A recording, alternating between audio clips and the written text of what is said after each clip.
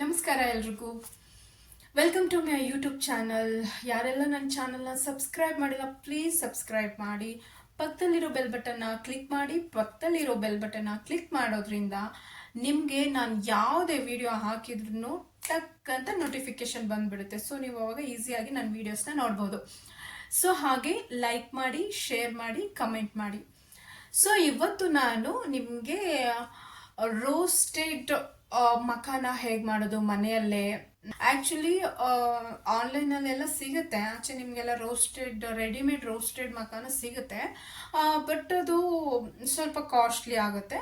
So ಅದನ್ನೇ ನಾವು plane makhana ತಗೊಬಂದ್ಬಿಟ್ಟು, so ಅದಕ್ಕೆ ನಾವು ಮನೆಯಲ್ಲೇ ಕೆಲವೊಂದು ಇಂಗ್ರೀಡಿಯೆಂಟ್ಸ್ ಹಾಕಿಬಿಟ್ಟು ಮನೆಯಲ್ಲೇ ರೋಸ್ಟೆಡ್ ಮಖಾನ ಹೇಗೆ ಮಾಡೋದು, ಅದು ಹೈಜೀನ್ ಆಗಿ, ರೀಸನೇಬಲ್ ಆಗಿ, ವೆರಿ ಟೇಸ್ಟಿಯಾಗಿ ಹೇಗೆ ಮಾಡೋದು ಅಂತ ನಾನು ನಿಮಗೆ ತಿಳಿಸ್ಕೊಡ್ತೀನಿ. ಸೊ ಎಲ್ಲರೂ ರೆಡಿ ಇದ್ದೀರಾ? ಹಾಗಿದ್ರೆ ಬನ್ನಿ, ನಾನು ನಿಮಗೆ ತೋರಿಸ್ತೀನಿ.